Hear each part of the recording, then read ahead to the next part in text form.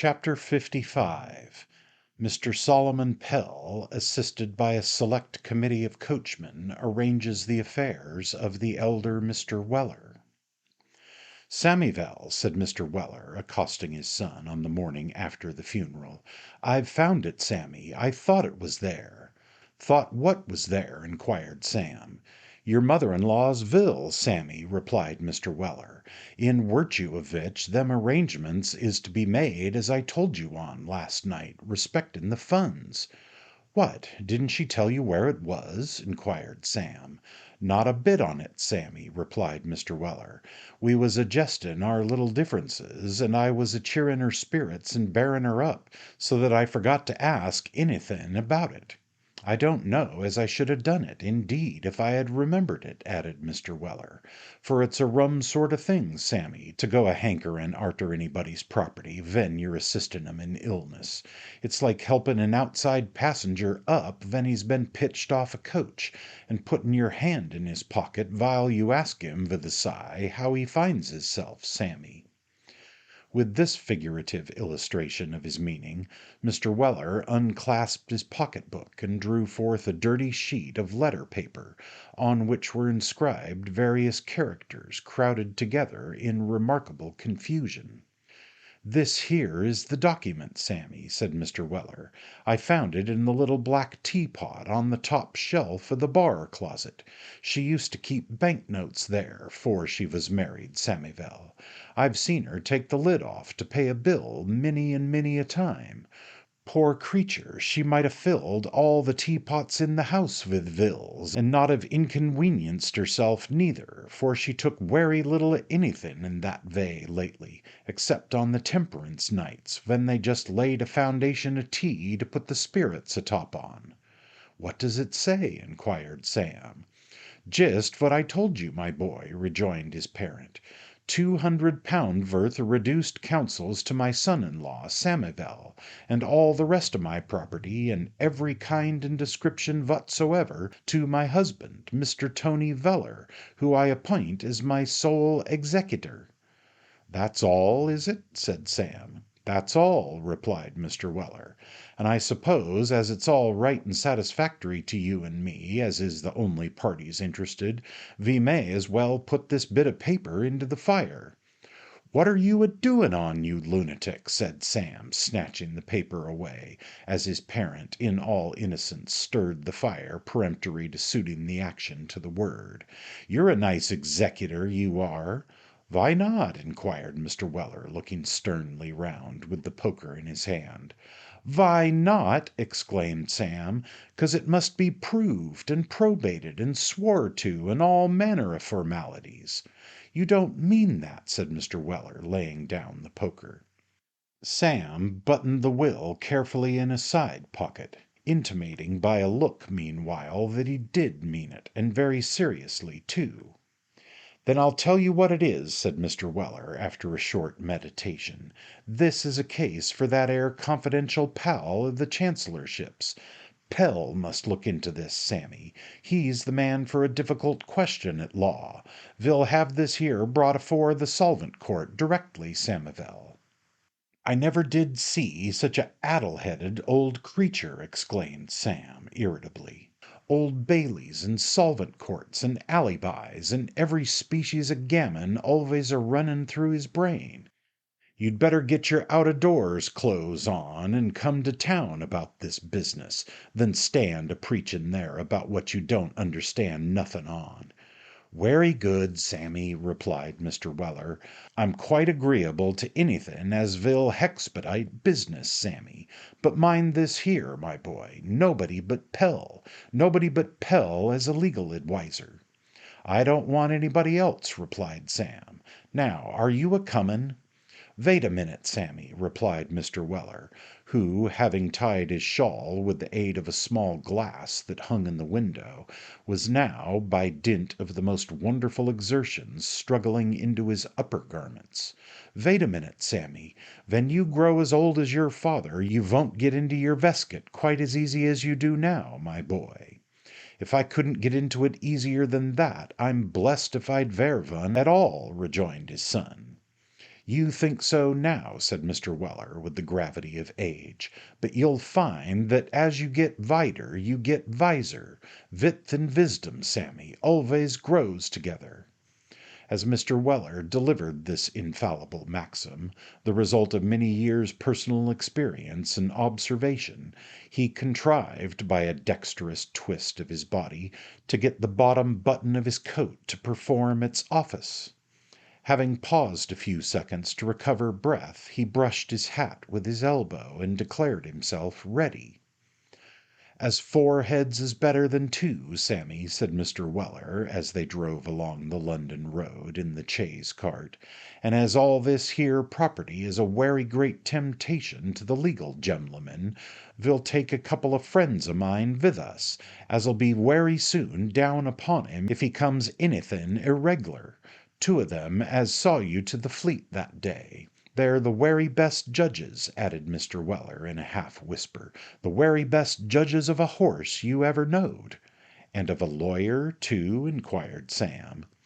"The man as can form a accurate judgment of a animal can form a accurate judgment of anything," replied his father, so dogmatically that Sam did not attempt to controvert the position.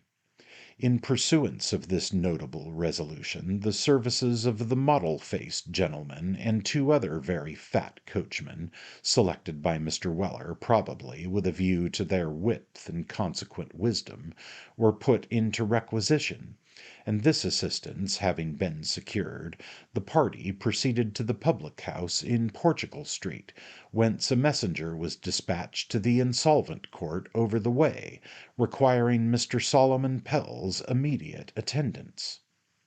The messenger fortunately found Mr. Solomon Pell in court, regaling himself, business being rather slack, with a cold collation of an Abernathy biscuit and a saveloy. The message was no sooner whispered in his ear than he thrust them in his pocket among various professional documents, and hurried over the way with such alacrity that he reached the parlour before the messenger had even emancipated himself from the court. "Gentlemen," said Mr. Pell, touching his hat, "my service to you all. I don't say it to flatter you, gentlemen, but there are not 5 other men in the world that I'd have come out of that court for to-day." "So busy, eh?" said Sam. "Busy," replied Pell. "I'm completely sewn up, as my friend the late Lord Chancellor many a time used to say to me, gentlemen, when he came out from hearing appeals in the House of Lords. Poor fellow, he was very susceptible to fatigue. He used to feel those appeals uncommonly. I actually thought more than once that he'd have sunk under 'em. I did, indeed." Here Mr. Pell shook his head and paused, on which the elder Mr. Weller, nudging his neighbour as begging him to mark the attorney's high connections, asked whether the duties in question produced any permanent ill effects on the constitution of his noble friend. "I don't think he ever quite recovered them," replied Pell. "In fact, I'm sure he never did. 'Pell,' he used to say to me many a time, 'how the blazes can you stand the head work you do is a mystery to me.' 'Well,' I used to answer, 'I hardly know how I do it, upon my life.' 'Pell,' he'd add, sighing, and looking at me with a little envy, friendly envy, you know, gentlemen, mere friendly envy, I never minded it, 'Pell, you're a wonder, a wonder!' Ah, you'd have liked him very much if you had known him, gentlemen. Bring me 3 pen'orth of rum, my dear." Addressing this latter remark to the waitress in a tone of subdued grief, Mr. Pell sighed, looked at his shoes and the ceiling, and the rum having by that time arrived, drank it up. "However," said Pell, drawing a chair to the table, "a professional man has no right to think of his private friendships when his legal assistance is wanted. By the by, gentlemen, since I saw you here before, we have had to weep over a very melancholy occurrence." Mr. Pell drew out a pocket handkerchief when he came to the word weep, but he made no further use of it than to wipe away a slight tinge of rum which hung upon his upper lip. "I saw it in the Advertiser, Mr. Weller," continued Pell. "Bless my soul, not more than 52. Dear me, only think!"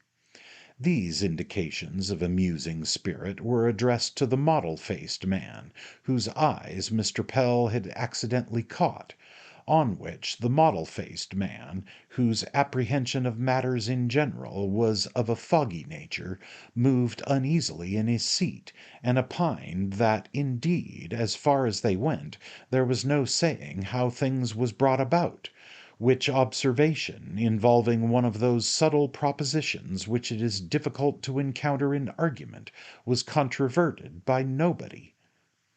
"I have heard it remarked that she was a very fine woman, Mr. Weller," said Pell in a sympathizing manner. "Yes, sir, she was," replied the elder Mr. Weller, not much relishing this mode of discussing the subject, and yet thinking that the attorney, from his long intimacy with the late Lord Chancellor, must know best on all matters of polite breeding. "She was a werry fine woman, sir, when I first knowed her. She was a widder, sir, at that time." "Now it's curious," said Pell, looking round with a sorrowful smile. "Mrs. Pell was a widow." "That's very extraordinary," said the mottled-faced man. "Well, it is a curious coincidence," said Pell. "Not at all," gruffly remarked the elder Mr. Weller. "More widders is married than single women." Very good," said Pell. "You're quite right, Mr. Weller." Mrs. Pell was a very elegant and accomplished woman. Her manners were the theme of universal admiration in our neighbourhood. I was proud to see that woman dance. There was something so firm and dignified and yet natural in her motion. Her cutting, gentlemen, was simplicity itself. "Ah, well, well, excuse my asking the question, Mr. Samuel," continued the attorney in a lower voice. "Was your mother-in-law tall?" "Not werry," replied Sam. "Mrs. Pell was a tall figure," said Pell, "a splendid woman, with a noble shape, and a nose, gentlemen, formed to command and be majestic. She was very much attached to me, very much, highly connected too. Her mother's brother, gentlemen, failed for £800 as a law stationer." "Vell," said Mr. Weller, who had grown rather restless during this discussion, "with regard to business."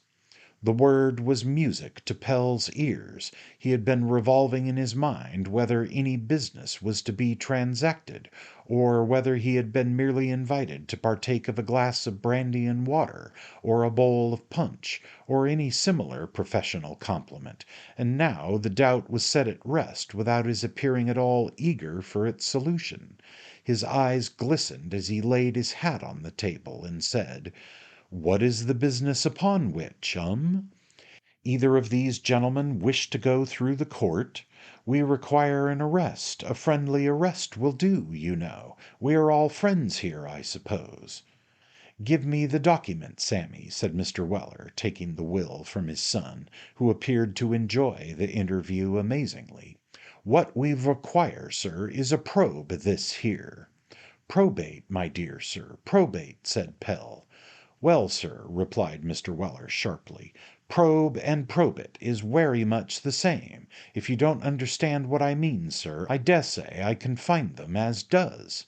"No offence, I hope, Mr. Weller," said Pell meekly. "You are the executor, I see," he added, casting his eyes over the paper. "I am, sir," replied Mr. Weller.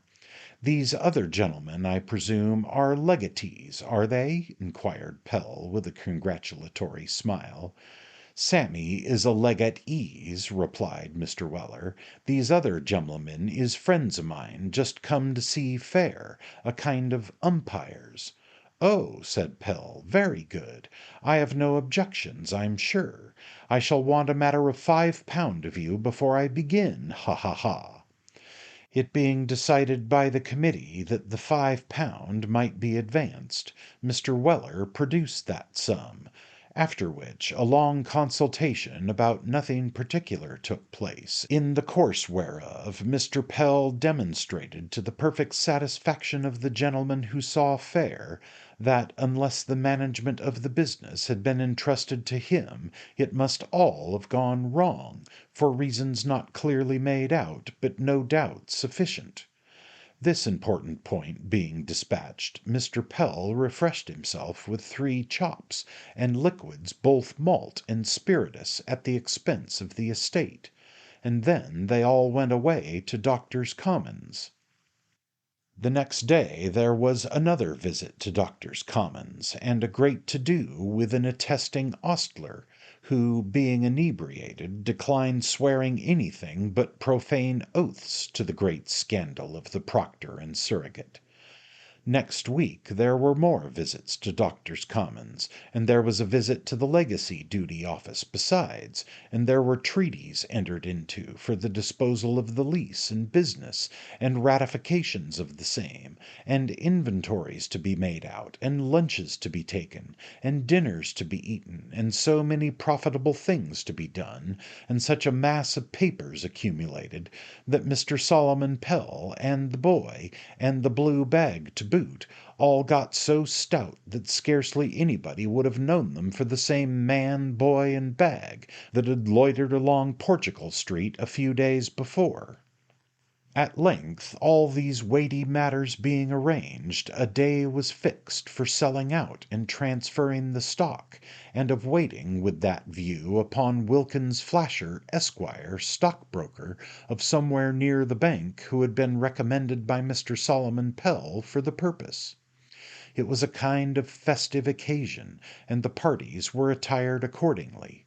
Mr. Weller's tops were newly cleaned, and his dress was arranged with peculiar care.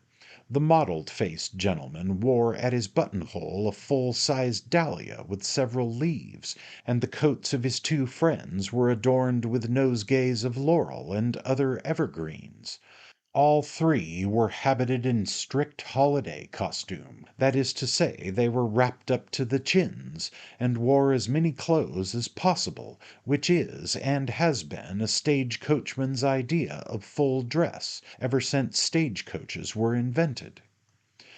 Mr. Pell was waiting at the usual place of meeting at the appointed time. Even he wore a pair of gloves and a clean shirt, much frayed at the collar and wristbands by frequent washings. 1:45, said Pell, looking at the parlour clock. If we are with Mr. Flasher at 1:15, we shall just hit the best time. What should you say to a drop of beer, gentlemen? Suggested the mottled-faced man. And a little bit of cold beef, said the second coachman. Or an oyster, added the third, who was a hoarse gentleman, supported by very round legs. Hear, hear, said Pell. To congratulate Mr. Weller on his coming into possession of his property, eh? Ha, ha! I am quite agreeable, gentlemen, answered Mr. Weller. Sammy, pull the bell. Sammy complied, and the porter, cold beef, and oysters being promptly produced, the lunch was done ample justice to. Where everybody took so active a part, it is almost invidious to make a distinction, but if one individual evinced greater powers than another, it was the coachman with the hoarse voice, who took an imperial pint of vinegar with his oysters, without betraying the least emotion. Mr. Pell, sir, said the elder Mr. Weller, stirring a glass of brandy and water, of which one was placed before every gentleman when the oyster shells were removed. Mr. Pell, sir, it was my intention to have proposed the funds on this occasion, but Samivel has whispered to me. Here Mr. Samuel Weller, who had silently eaten his oysters with tranquil smiles, cried, "Here!" in a very loud voice. Has whispered to me, resumed his father, that it would be better to dewote the liquor to wishing you success and prosperity, and thanking you for the manner in which you've brought this here business through. Here's your health, sir. Hold hard there, interposed the mottled-faced gentleman with sudden energy. Your eyes on me, gentlemen. Saying this, the mottled-faced gentleman rose, as did the other gentleman. The mottled-faced gentleman reviewed the company, and slowly lifted his hand, upon which every man, including him of the mottled countenance, drew a long breath, and lifted his tumbler to his lips. In one instant the mottled-faced gentleman depressed his hand again, and every glass was set down empty. It is impossible to describe the thrilling effect produced by this striking ceremony. At once dignified, solemn, and impressive, it combined every element of grandeur.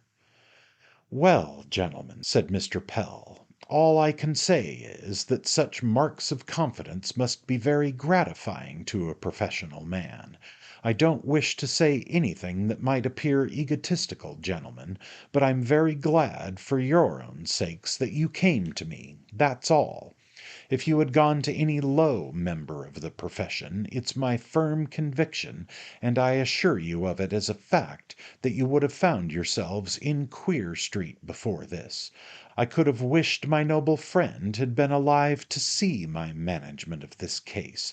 I don't say it out of pride, but I think, however, gentlemen, I won't trouble you with that.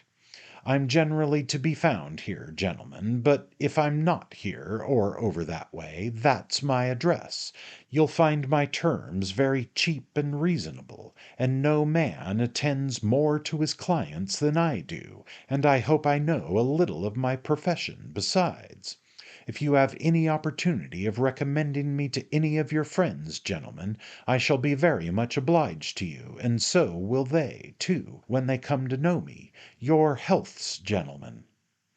With this expression of his feelings, Mr. Solomon Pell laid 3 small written cards before Mr. Weller's friends, and, looking at the clock again, feared it was time to be walking.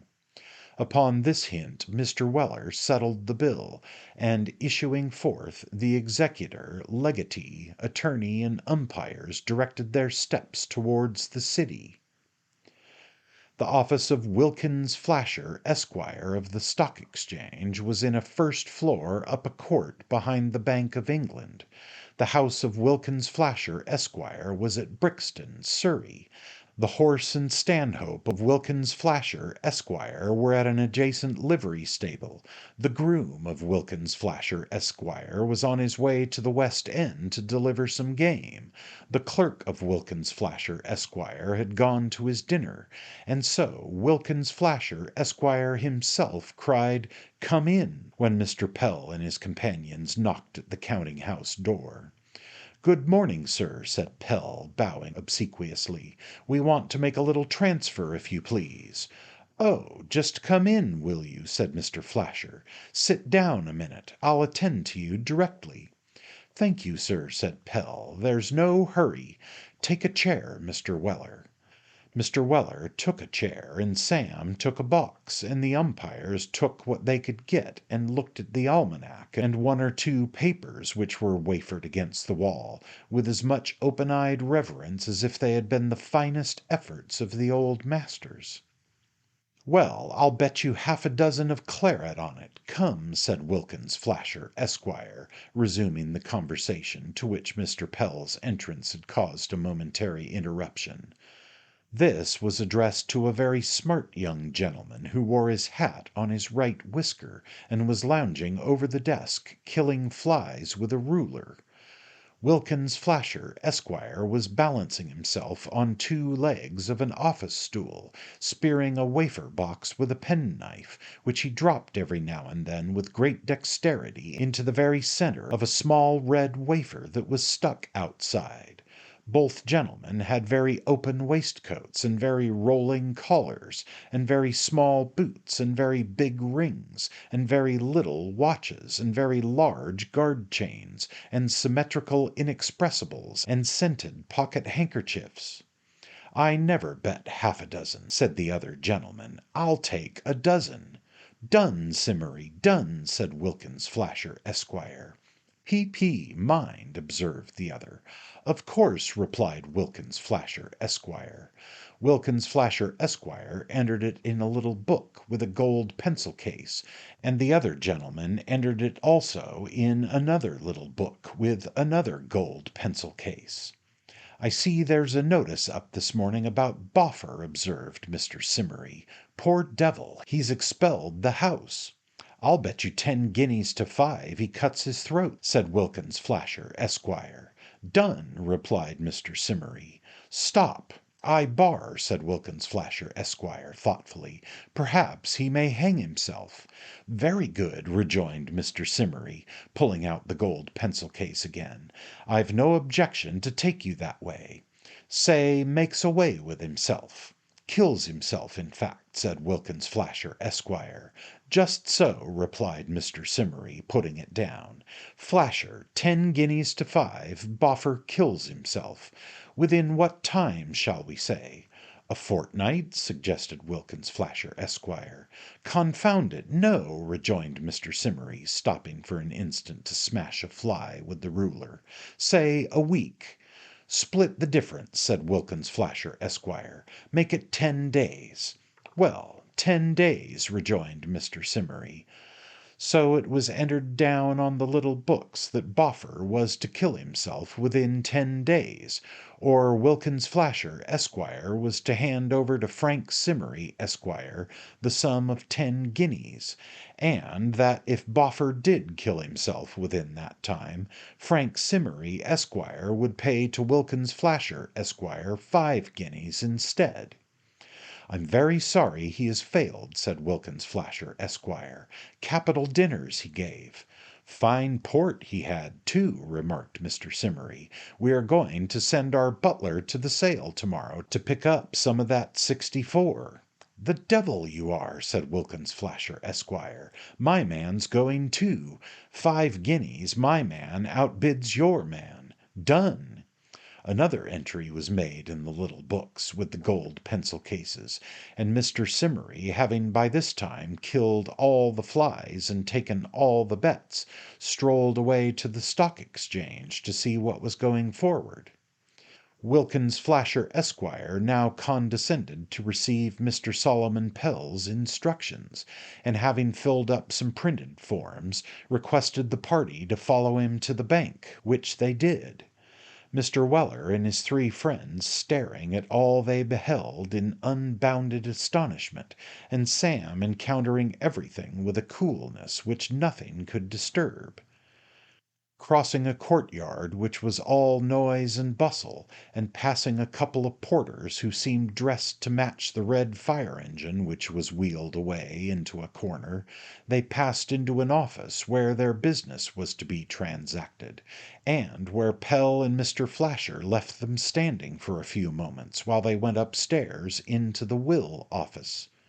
"What place is this here?" whispered the mottled-faced gentleman to the elder Mr. Weller. "Counsel's office," replied the executor in a whisper. "What are them gem'lemen a setting behind the counters?" asked the hoarse coachman. "Reduced counsels, I s'pose," replied Mr. Weller. "Ain't they the reduced counsels, Sammyvell?" "Why, you don't suppose the reduced counsels is alive, do you?" inquired Sam, with some disdain. "How should I know?" retorted Mr. Weller. "I thought they looked werry like it. What are they, then?" "Clerks," replied Sam. "What are they all a eatin' ham sangwiches for?" inquired his father. "'Cause it's their duty, I suppose," replied Sam. "It's a part of the system. They're alvays a doin' it here, all day long." Mr. Weller and his friends had scarcely had a moment to reflect upon this singular regulation as connected with the monetary system of the country, when they were rejoined by Pell and Wilkins Flasher, Esquire, who led them to a part of the counter above which was a round blackboard with a large W on it. "What's that for, sir?" inquired Mr. Weller, directing Pell's attention to the target in question. "The first letter of the name of the deceased," replied Pell. "I say," said Mr. Weller, turning round to the umpires, "there's something wrong here. We's our letter. This won't do." The referees at once gave it as their decided opinion that the business could not be legally proceeded with under the letter W, and in all probability it would have stood over for 1 day at least, had it not been for the prompt, though at first sight undutiful behaviour of Sam, who, seizing his father by the skirt of his coat, dragged him to the counter and pinned him there until he had affixed his signature to a couple of instruments, which, from Mr. Weller's habit of printing, was a work of so much labour and time that the officiating clerk peeled and ate 3 ribstone pippins while it was performing. As the elder Mr. Weller insisted on selling out his portion forthwith, they proceeded from the bank to the gate of the Stock Exchange, to which Wilkins Flasher, Esquire, after a short absence, returned with a cheque on Smith, Payne, and Smith for £530, that being the money to which Mr. Weller, at the market price of the day, was entitled, in consideration of the balance of the second Mrs. Weller's funded savings. Sam's £200 stood transferred to his name, and Wilkins Flasher, Esquire, having been paid his commission, dropped the money carelessly into his coat pocket, and lounged back to his office. Mr. Weller was at first obstinately determined on cashing the cheque in nothing but sovereigns, but it being represented by the umpires that by so doing he must incur the expense of a small sack to carry them home in, he consented to receive the amount in £5 notes. "My son," said Mr. Weller, as they came out of the banking house, "my son and me has a werry particular engagement this arternoon, and I should like to have this here business settled out of hand, so let's jest go straight avay somewheres, where we can hoard it the accounts." A quiet room was soon found, and the accounts were produced and audited. Mr. Pell's bill was taxed by Sam, and some charges were disallowed by the umpires, but notwithstanding Mr. Pell's declaration, accompanied with many solemn asseverations that they were really too hard upon him, it was by very many degrees the best professional job he had ever had, and one on which he boarded, lodged, and washed for 6 months afterwards. The umpires, having partaken of a dram, shook hands and departed, as they had to drive out of town that night. Mr. Solomon Pell, finding that nothing more was going forward, either in the eating or drinking way, took a friendly leave, and Sam and his father were left alone. "There," said Mr. Weller, thrusting his pocket-book in his side pocket, "with the bills for the lease and that, there's £1180 here. Now, Sammyvell, my boy, turn the horses' heads to the George and Vulture."